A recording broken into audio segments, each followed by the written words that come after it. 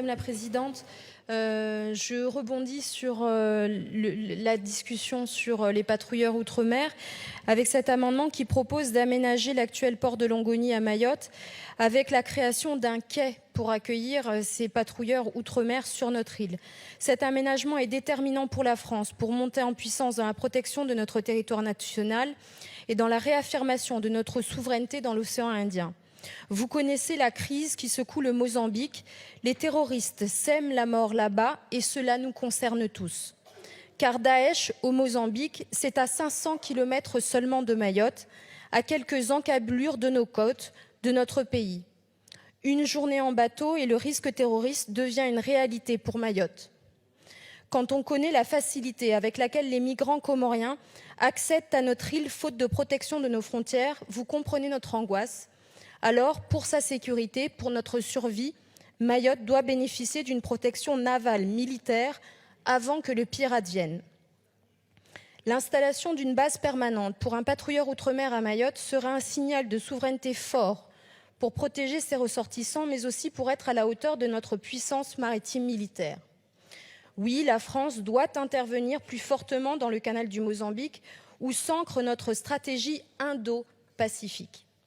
Riche en réserves halieutiques et en minerais sous-marins, le canal du Mozambique est l'objet de toutes les convoitises, de toutes les rivalités.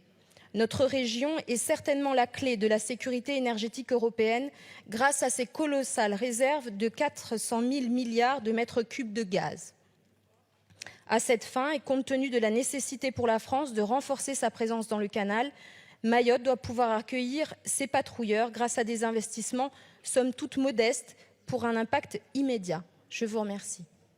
Merci Madame la députée. Monsieur le rapporteur. Oui, alors une partie de la réponse est celle qui a été faite tout à l'heure sur la partie, matérielle, puisqu'effectivement, il y a un certain nombre de pommes qui ont été investies. Là, vous évoquez les infrastructures. Je suis tout à fait conscient des atouts qu'offrent les territoires ultramarins dans la stratégie indo-pacifique de la France. La France investit, doit continuer à investir dans ces territoires et encore plus dans le contexte géopolitique actuel. L'extension du port n'est pas uniquement un enjeu de sécurité, c'est aussi un enjeu de développement économique. Donc je ne suis pas en mesure aujourd'hui de mesurer le coût, les bilans, coût-avantage d'une telle infrastructure, d'autant plus que cette infrastructure ne serait pas forcément que militaire, mais également civile. Donc je ne suis pas persuadé qu'on soit sur le bon endroit et le bon budget pour évoquer ces sujets. Peut-être est-il utile de le revoir, comme je l'ai déjà dit, pour un certain nombre d'amendements sur la loi de programmation militaire, mais sur des choses plus élargies même de l'ordre de développement économique, plus que uniquement du budget de la défense.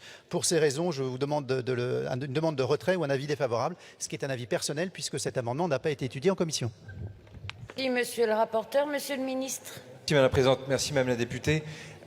Déjà, merci de rappeler le risque terroriste au Mozambique et qui donc pèse sur l'ensemble du débouché du golfe du Mozambique, Madagascar, Mayotte et l'ensemble de cette zone. Je pense que malheureusement, on en parle trop peu. Deuxième des choses, je le disais un instant, on doit une copie plus globale sur nos outre-mer et je souhaite un titre outre-mer spécifique dans la prochaine loi de programmation militaire. Les enjeux de Mayotte ne sont pas forcément ceux de Guyane, on le sait, mais ils sont importants. Nouvelle-Calédonie, Polynésie française aussi pour d'autres raisons. Donc je proposerai des stratégies territoire par territoire en lien avec nos forces armées et votre amendement va davantage évidemment dans la stratégie pluriannuelle. Troisième des choses, avis défavorable pour une raison juridique, mais l'ensemble des parlementaires vont le comprendre tout de suite. Le port en question appartient au conseil départemental de Mayotte et donc par définition le ministère des Armées, même par la puissance de la loi, ne peut construire un port militaire sur une emprise qui appartient à une collectivité territoriale. Donc évidemment demande de retrait pour cette raison qui n'écrase pas les discussions de fond que l'on doit avoir par ailleurs sur Mayotte. Merci monsieur le ministre. Madame la députée, vous le maintenez? Vous